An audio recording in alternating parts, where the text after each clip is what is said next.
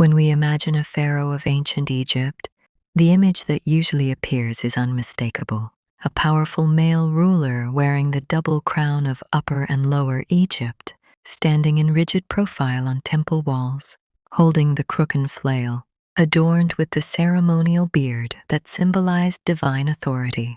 For generations, this image has defined how we understand Egyptian kingship. The king as warrior, the king as builder, the king as living God. But history is never as simple as its monuments. In ancient Egypt, kingship was officially male.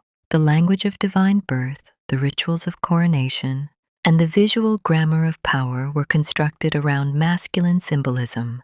The pharaoh was not merely a political leader. He was the earthly embodiment of Horus, the son of Ra, the guarantor of Mayat, the cosmic order that kept chaos at bay. To rule Egypt was to maintain the balance of the universe itself. It was a theological office as much as a political one. And yet, across more than 3,000 years of dynastic history, several women stepped into this role. They did not merely influence power from behind the throne. They did not only serve as regents during a child king's minority. They did not remain confined to the ceremonial position of great royal wife. They assumed the full titulary of kingship. They commissioned monuments in their own names. They appeared in temple reliefs performing rituals traditionally reserved for kings. They became pharaoh. This distinction matters. In many ancient civilizations, powerful women existed. Queens could advise, negotiate, and even rule temporarily. But Egypt produced something rarer, women who formally adopted the identity of king itself. When they did so, they did not invent a new title. They did not create a feminine version of kingship. Instead, they entered the established structure of royal authority. Some were depicted wearing the Nemes headdress and the false beard. Some were represented with idealized masculine bodies in official statuary. Their inscriptions used the same royal names and epithets as male rulers.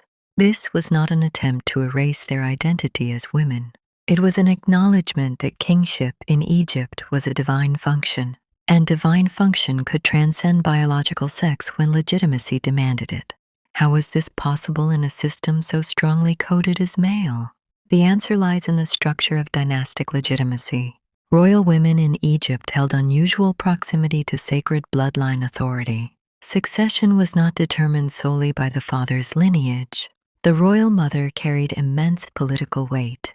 Marriage to a royal woman could legitimize a claim to the throne. Birth from a royal woman strengthened it. The female line was not secondary. It was foundational. This created a rare political opening.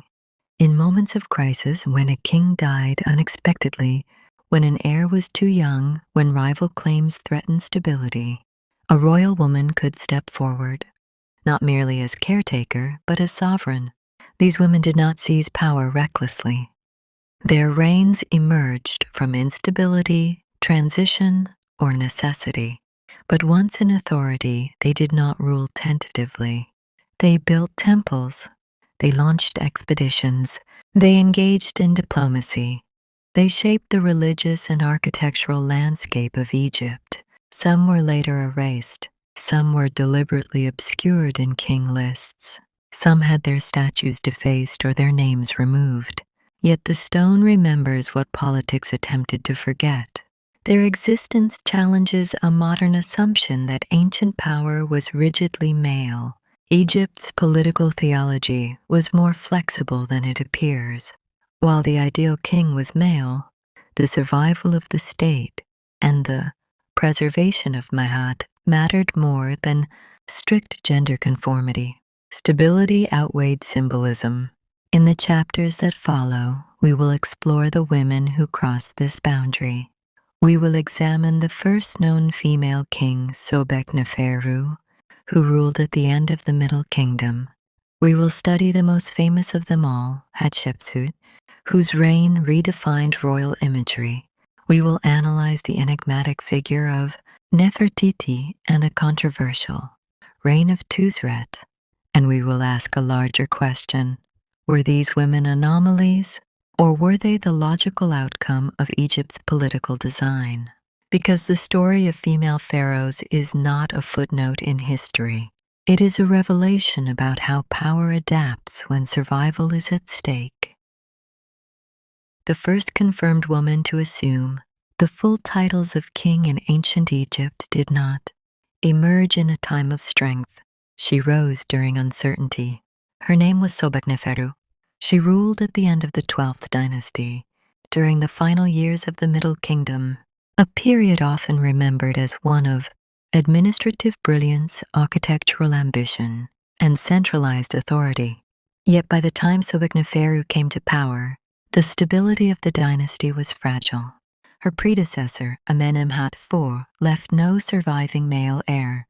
The continuity of royal succession, the sacred chain that linked divine kingship across generations, was suddenly vulnerable.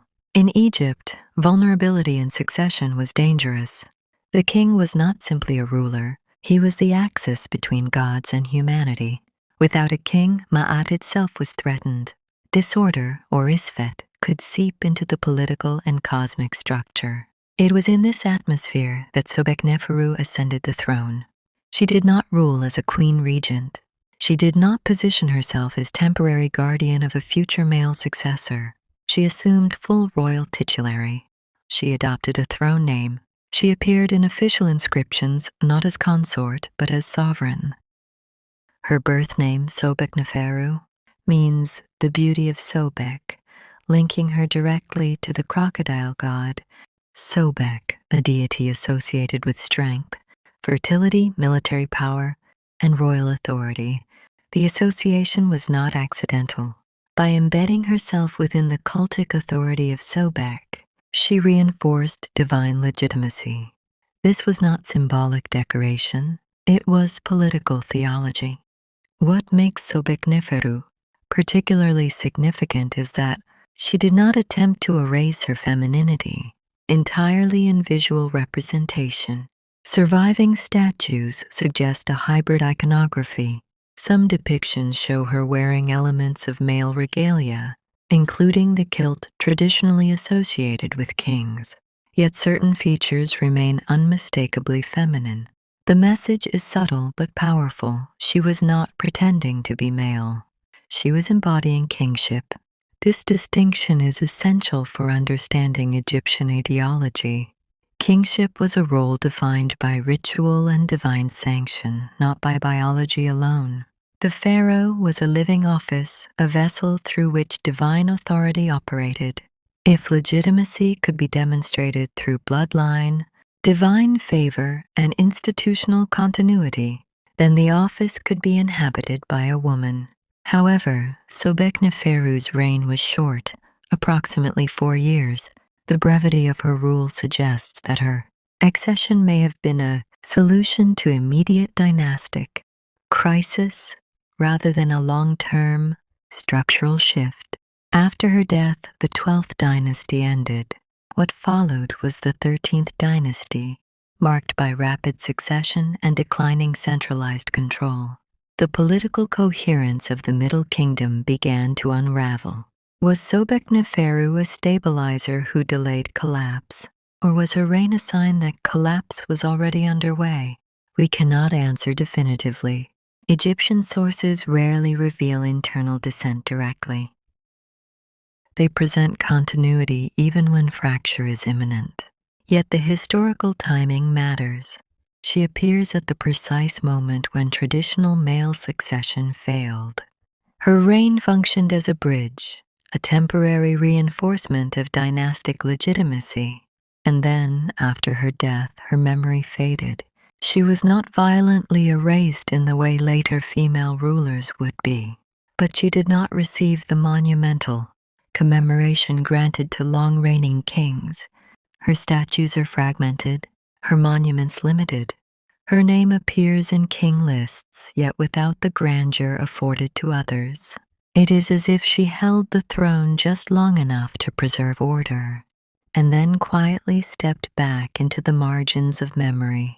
But her existence changes everything, because once it happened, once a woman had taken full kingship and the world did not collapse, precedent was established. The theological barrier had been crossed. Centuries later, another woman would study that precedent. And unlike Sobekneferu, she would not rule briefly or cautiously.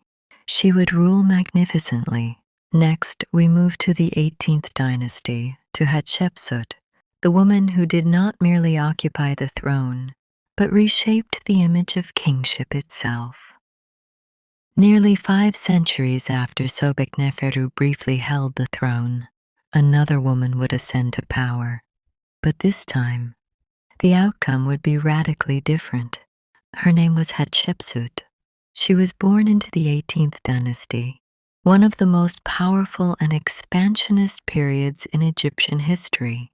This was the age of imperial ambition. Egypt was wealthy, militarily dominant, and religiously confident. The structures of state were strong.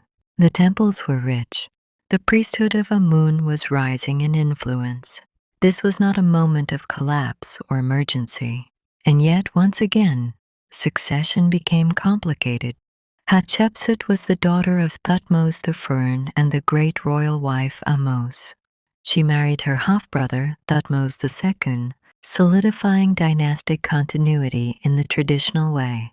When Thutmose II died, the rightful heir was a young boy, Thutmose III, born to a secondary wife. Hatshepsut initially assumed the expected role, regent for the child king. Regency in Egypt was not unusual. A royal woman could govern temporarily until the male heir matured. But what happened next was unprecedented. Within a few years, Hatshepsut did not simply continue as regent. She declared herself king. This was not a quiet administrative adjustment. It was a theological transformation. She adopted full royal titulary. She took a throne name. She was crowned as Pharaoh. In inscriptions, she referred to herself in masculine grammatical forms when necessary. Official imagery gradually shifted. Early in her reign, she appears in feminine dress performing royal rituals.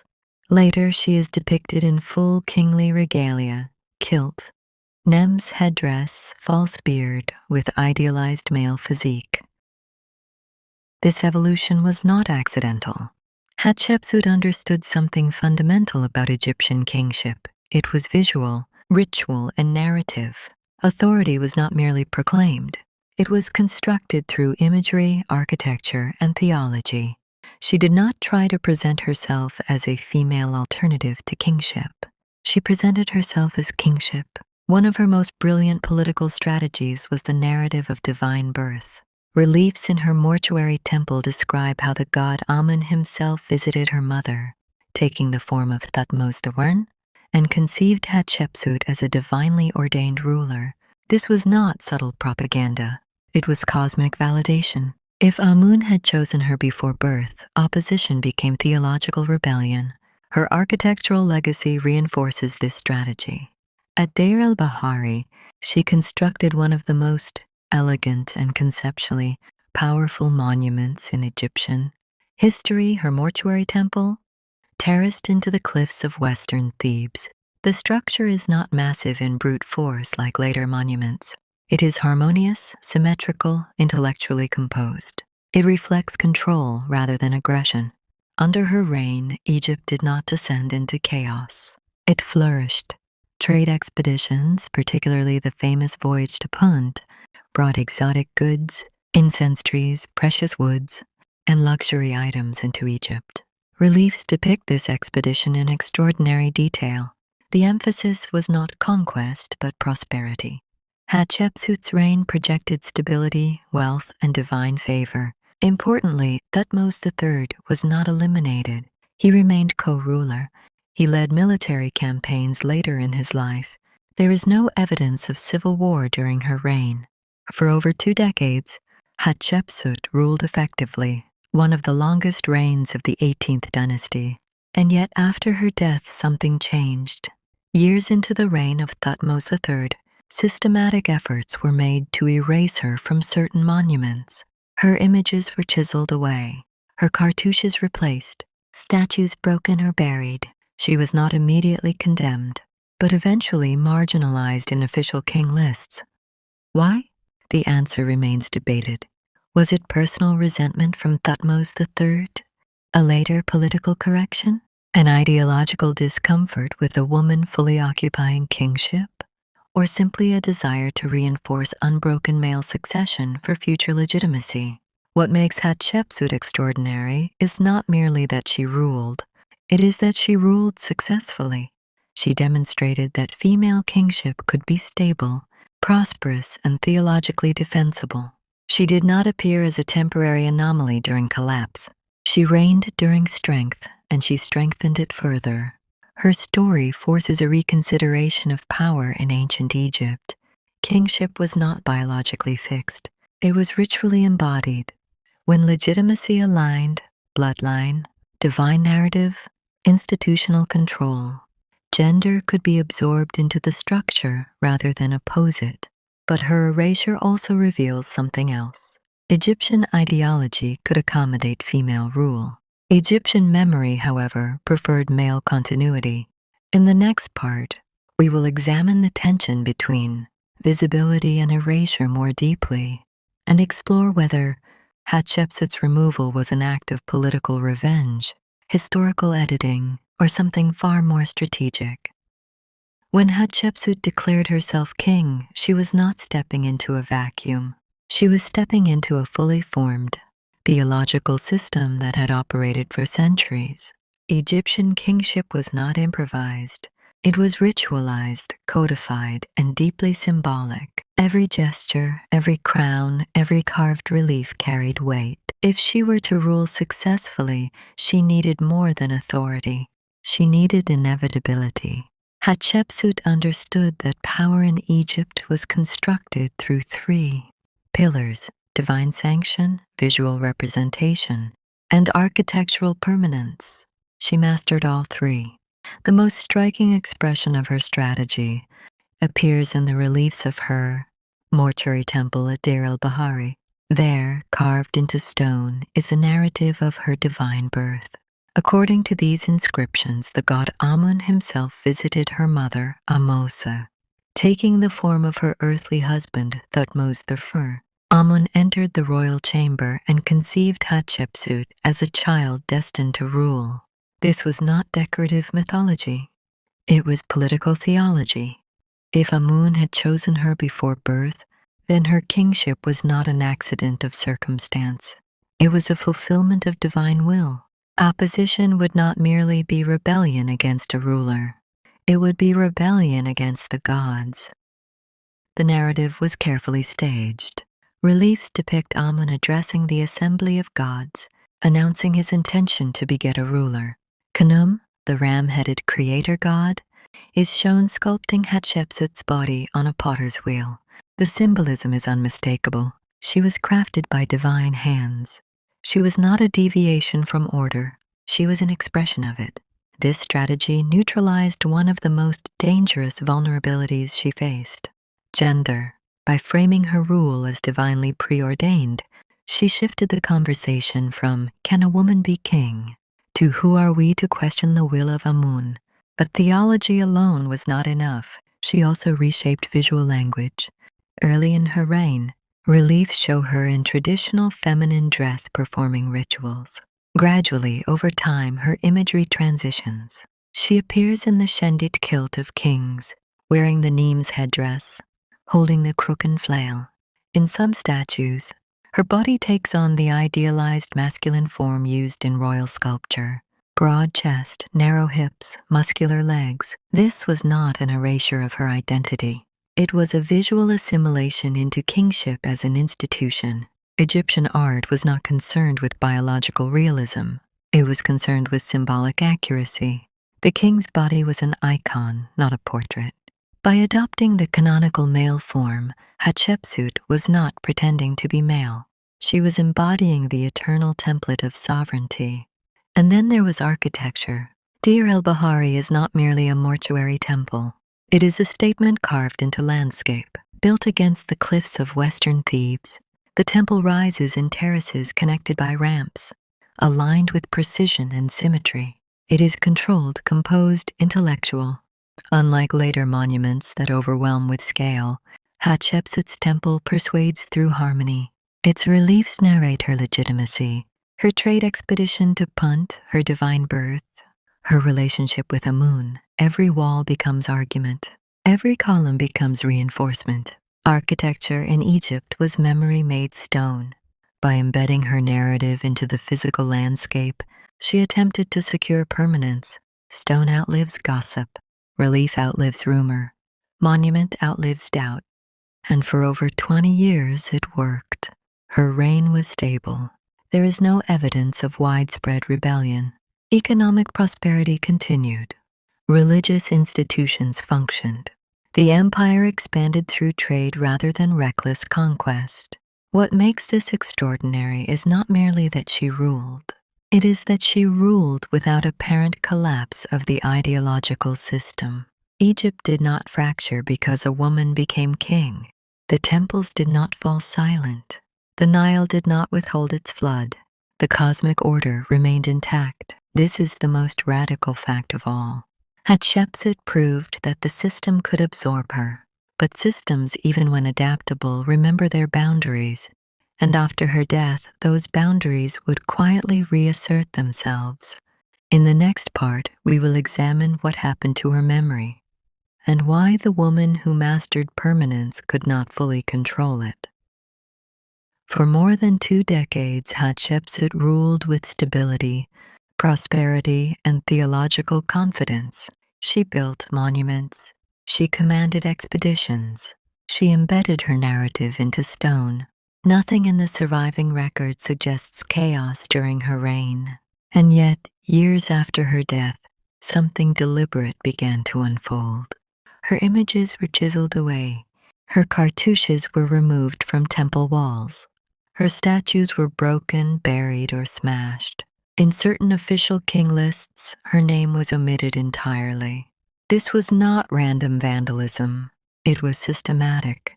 The erasure did not occur immediately after her death. It appears to have intensified later in the reign of Thutmose III, the very king for whom she had once served as regent and co-ruler. This timing complicates the narrative. If this were an act of immediate revenge, it would have begun sooner. Instead, it appears calculated, staged, and selective.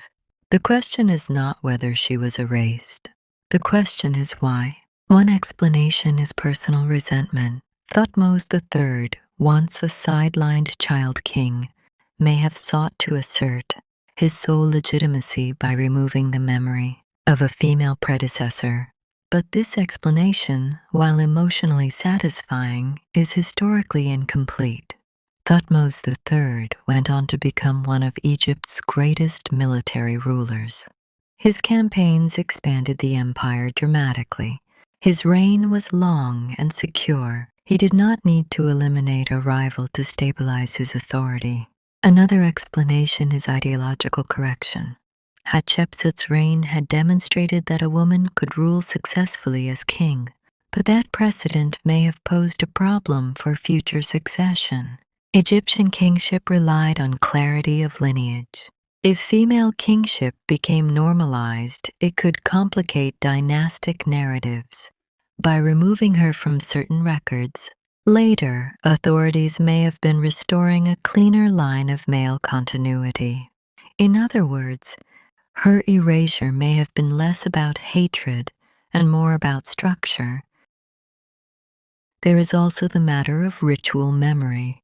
Egyptian monuments were not simply commemorative. They were functional. A king's name carved into stone ensured ongoing ritual offerings in the afterlife. To remove a name was not merely to alter history, it was to weaken eternal presence. The act carried spiritual consequences. Yet, interestingly, Hatshepsut was not completely destroyed. Her temple at Deir el-Bahari still stands. Many reliefs survived. Numerous statues were buried carefully rather than obliterated.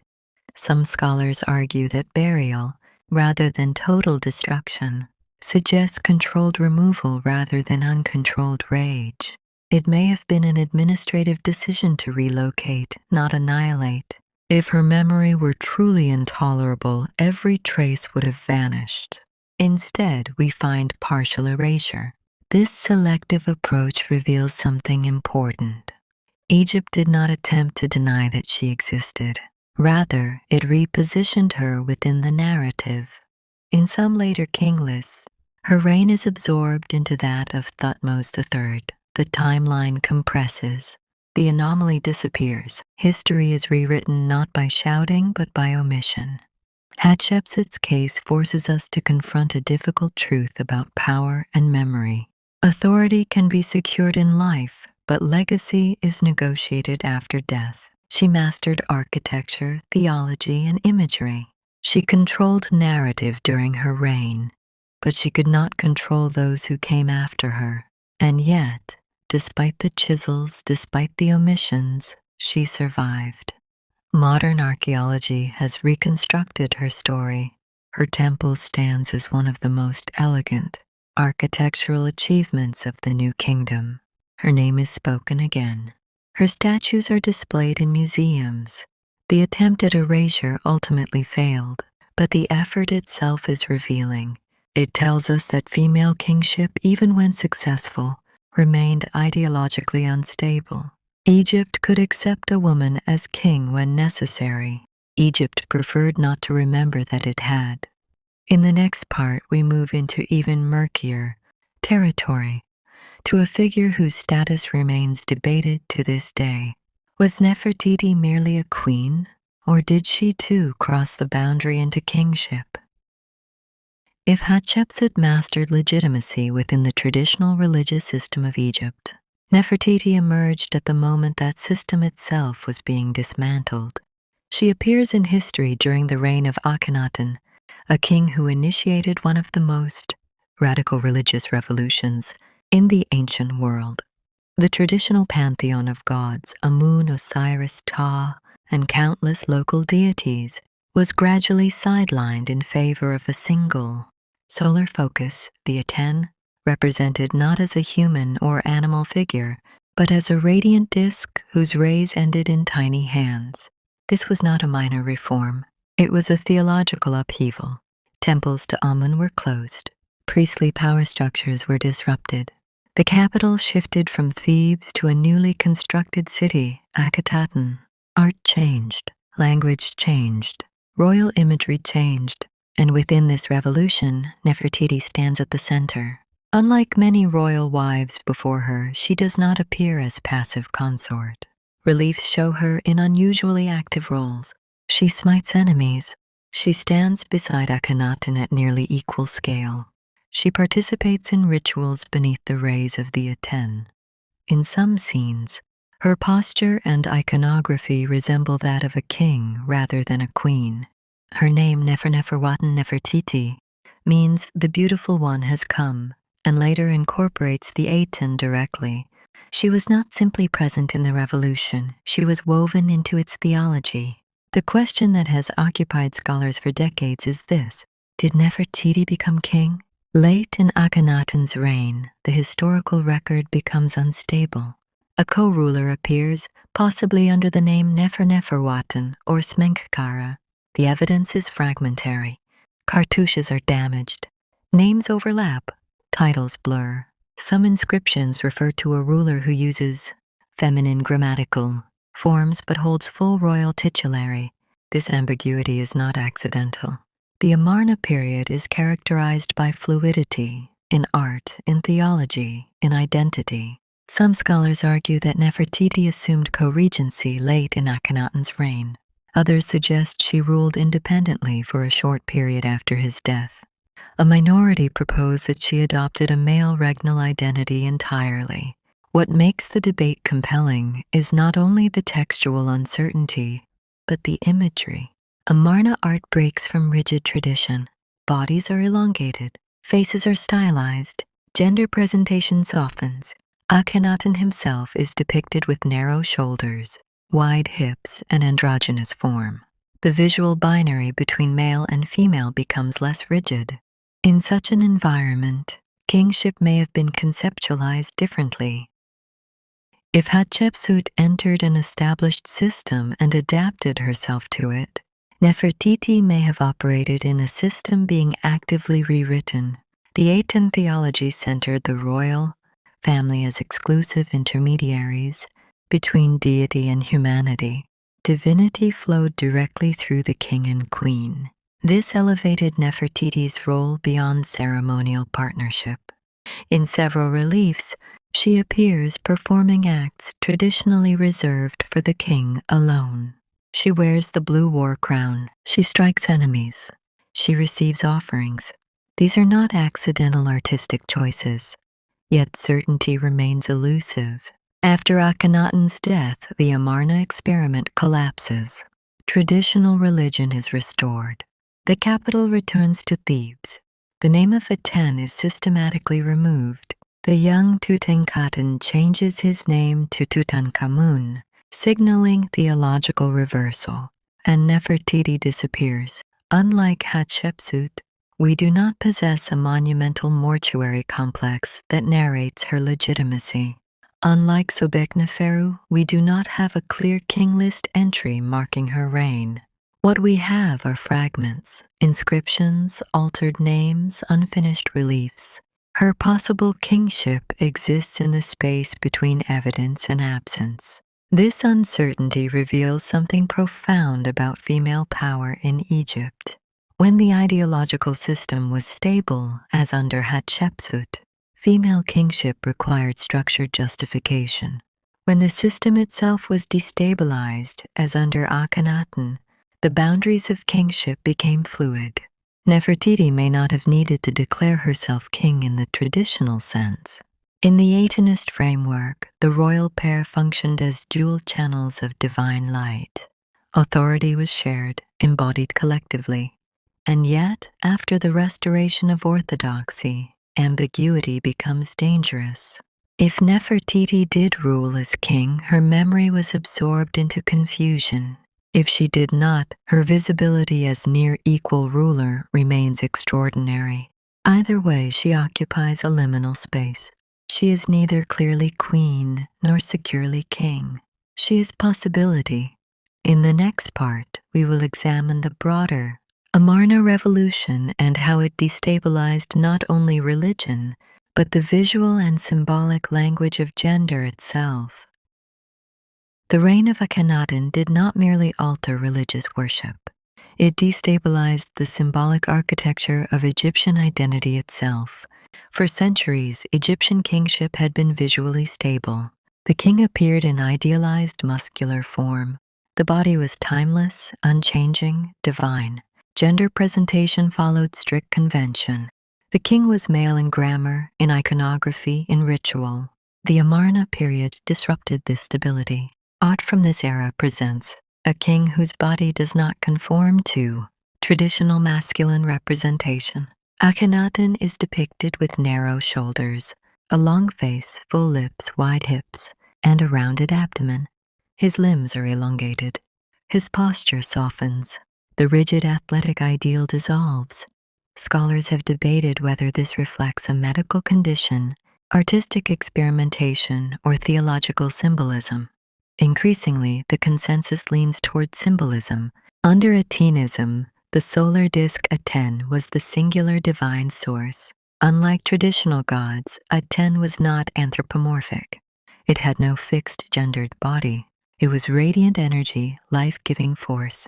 If the divine had no human form, then the king, as its representative, may also have transcended conventional physical coding. Akhenaten's body in art appears almost androgynous, merging traits traditionally separated into male and female categories. Some reliefs depict the royal couple Akhenaten and Nefertiti in mirrored poses. Their profiles echo one another. Their scale is similar. Their roles appear intertwined. This visual symmetry is not decorative. It suggests a theological partnership. In earlier periods, the great royal wife supported the king but did not visually rival him. In Amarna art, Nefertiti sometimes stands independently beneath the Aten's rays, performing rituals alone. The rays extend toward her just as they do toward Akhenaten. The divine light does not discriminate. This shift reframes kingship. Instead of a singular male body embodying Horus, we see a dual manifestation of divine presence. Authority becomes shared, or at least mirrored. If Hatshepsut entered kingship by adopting its established male template, the Amarna revolution temporarily dissolves the template itself. The concept of what a king looks like becomes unstable. This instability opens interpretive space. It is within this space that the question of Nefertiti's possible kingship becomes plausible. In a system where gendered representation is already blurred, a woman assuming full regnal identity would be less visually disruptive. However, fluidity is fragile. After Akhenaten's death, the restoration of traditional religion under Tutankhamun and later rulers represents more than theological reversal. It is a restoration of visual order. Traditional iconography returns. The king's body reasserts its classical form. The pantheon is revived. Amun is reinstated. The Amarna experiment is treated not as evolution but as deviation. Names are removed, temples dismantled, the capital abandoned. The memory of the revolution is suppressed. In this restoration, ambiguity becomes threat. If kingship had momentarily blurred gender lines, restoration required clarity. The office had to look familiar again. The symbolic stability of the male ruler was reestablished. To prevent further ideological fracture, this pattern echoes something we have already seen. Egypt can adapt in moments of necessity or ideological experimentation. But once equilibrium returns, memory is corrected. The Amarna period therefore represents a rare interval in which the boundaries of kingship loosened. Gender presentation became flexible. Authority appeared dual. Identity itself was subject to reinterpretation. And then the system closed. The significance of this episode lies not in how long it lasted, but in what it revealed. Kingship in Egypt was powerful, but it was not immovable. Under pressure or innovation, it could bend. It could absorb new imagery. It could experiment with form. Yet permanence required restabilization. In the next part, we move to another moment of crisis, this time at the end of the 19th dynasty. Once again, succession falters. Once again, a woman steps forward. Her name was Twosret. By the time Twosret rose to power, Egypt was no longer in the confident expansion of the early 18th dynasty, nor in the ideological experimentation of Amarna. The 19th dynasty was fraying. Royal succession had become unstable.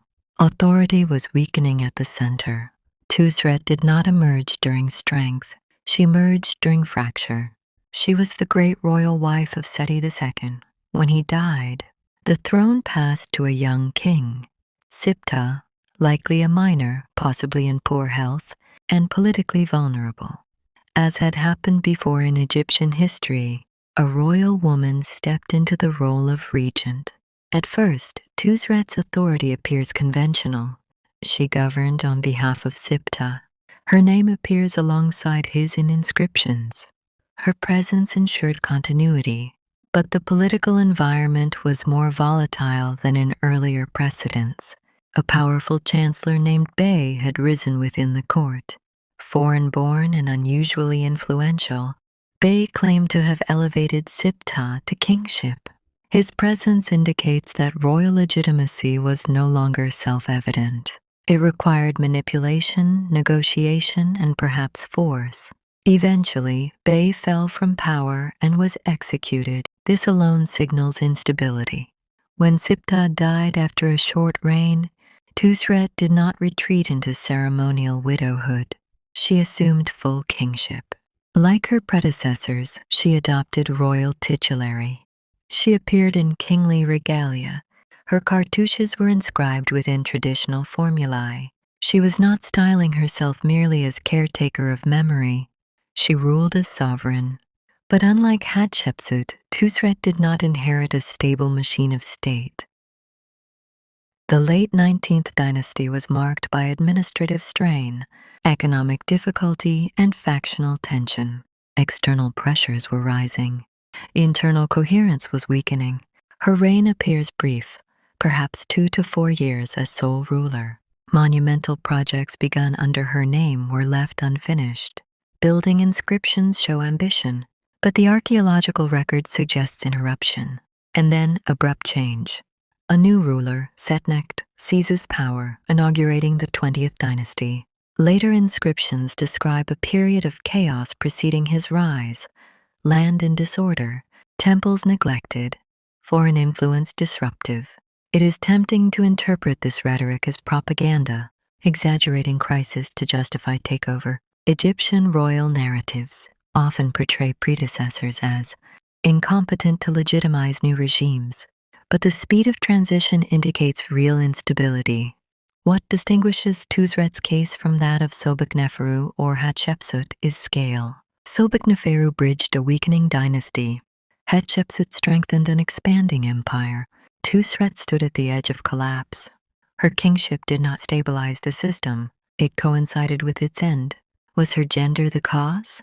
There is no evidence to suggest that. The structural weakness of the dynasty preceded her sole rule. Succession disputes, powerful court officials, and economic strain had already eroded coherence. Yet memory treated her differently. Later, king lists minimize her. The founder of the 20th dynasty frames the period before his rule as disorder, requiring correction. Her reign becomes absorbed into narrative of crisis. This pattern should now feel familiar. When female rule aligns with stability, it is tolerated, even if later edited. When it aligns with collapse, it is remembered as symptom. Twosret's story reveals something important about perception. Female kingship in Egypt was possible, but it was precarious. It functioned best when embedded within strong institutional frameworks. When those frameworks faltered, female rule became easier to blame, easier to overwrite. Her mortuary temple in the Valley of the Kings was left incomplete. Her tomb was later appropriated. Physical memory once again became unstable, and yet she existed. She ruled. She held the titles. She inscribed her name within the royal tradition. At the very edge of dynastic termination, a woman again occupied the throne. In the next part, we will step back from individual biographies and examine the pattern itself. What allowed these women to rule? What structural conditions made it possible? And why were they always exceptions rather than norm? By this point, the pattern is unmistakable. Sobekneferu, Hatshepsut, Nefertiti, possibly. Twosret, different centuries, different dynasties, different political climates, and yet each woman crossed the same boundary. The question is no longer whether female kingship occurred. The question is why it occurred, and why it remained exceptional. Ancient Egypt was not a society built on gender equality in the modern sense. Kingship was framed in masculine language. The ideal ruler was depicted as male. Military conquest, ritual renewal, and divine sonship were embedded in male imagery. And yet, Egypt repeatedly allowed women to assume the highest office. This was not accidental. It was structural. First, dynastic legitimacy in Egypt was deeply connected to royal bloodline through the female line. While kingship was publicly male, legitimacy often flowed through women. A king's right to rule could be strengthened, sometimes secured by marriage to a royal daughter. The great royal wife was not a decorative role. She was a conduit of continuity. This meant that royal women were never politically irrelevant. They were guardians of legitimacy. In moments of crisis, when a king died without a mature male heir, the system faced a dilemma: allow instability or elevate the figure who already embodied dynastic continuity. Again and again the latter occurred. Second, Egyptian kingship was theological before it was biological. The king was not powerful because he was male. He was powerful because he embodied divine function. He upheld Mahat. He mediated between gods and humanity. He ensured the Nile's rhythm and cosmic balance. If a woman could convincingly inhabit that divine function through ritual, titulary, architecture, and narrative, then gender became secondary to stability. This is why Hatshepsut succeeded for so long. She did not argue for female empowerment. She argued for divine inevitability. Third, these women did not overthrow the system. They worked within it. None of them attempted to redefine kingship as explicitly feminine. They adopted its language. They wore its regalia. They used masculine grammar when required. They did not challenge the symbolic structure. They entered it. This is crucial. Female kingship in Egypt was not revolutionary. It was adaptive. And yet the pattern reveals something else. Every female ruler emerged during transition. Sobekneferu followed a failed male succession. Hatshepsut began as regent to a child king. Nefertiti's prominence coincided with religious upheaval.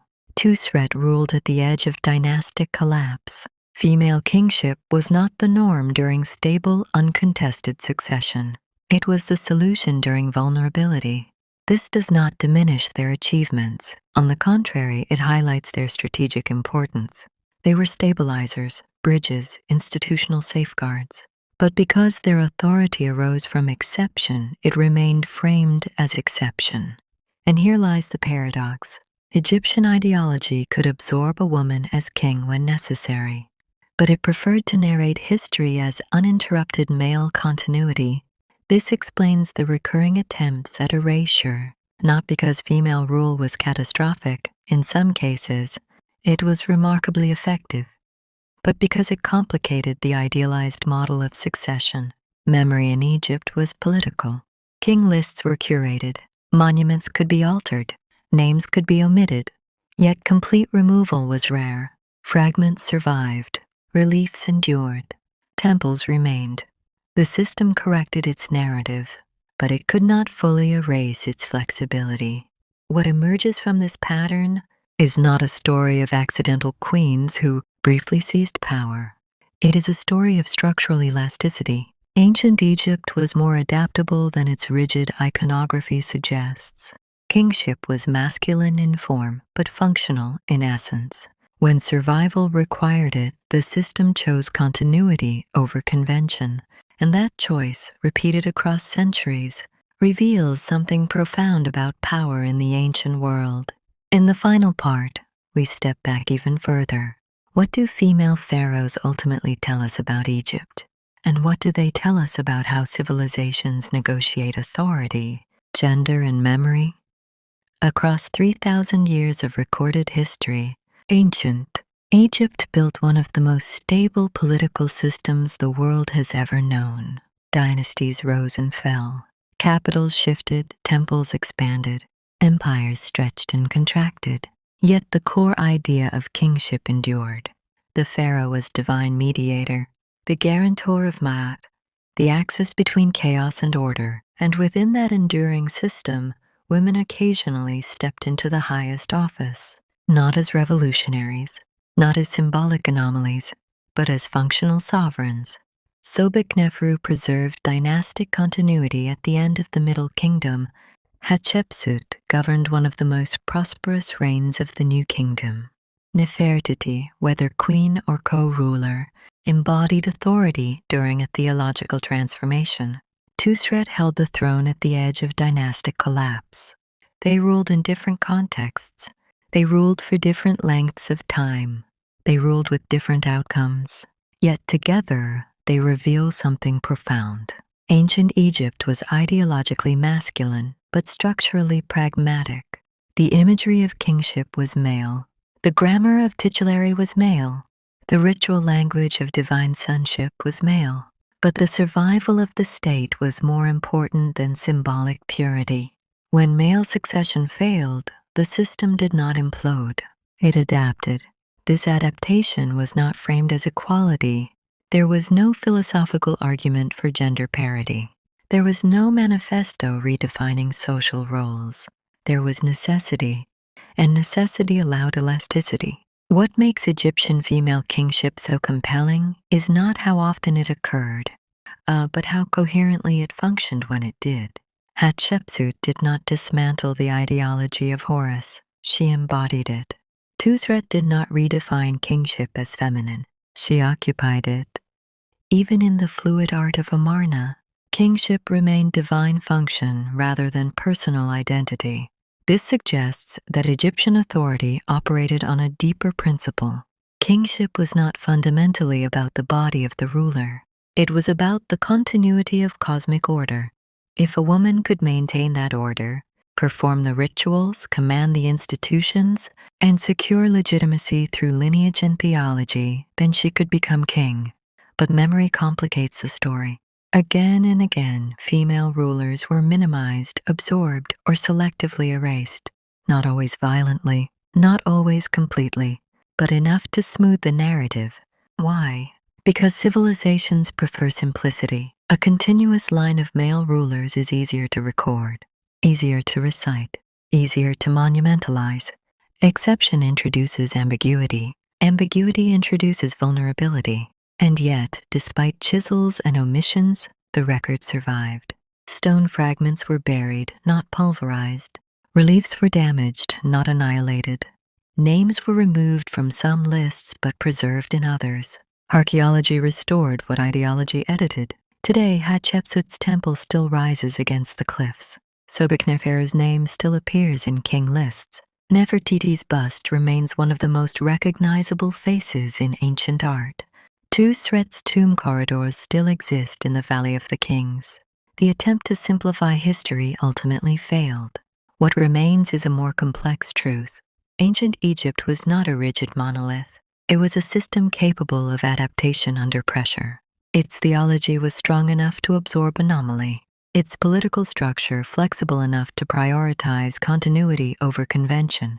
Female pharaohs were rare, but they were not impossible. And their rarity is precisely what makes them revealing. They expose the fault lines beneath the monument. They show where ideology bends. They demonstrate that power, at its core, is less about who holds it and more about whether order survives. In the end, the story of female pharaohs is not merely a story about women. It is a story about how civilizations negotiate stability, about how institutions protect themselves, about how memory is curated, and about how sometimes the stone remembers more than the official narrative intended. This is the legacy of Egypt's women who became kings. Not rebellion, not revolution, but proof that even the most ancient systems of power were more flexible than they appeared.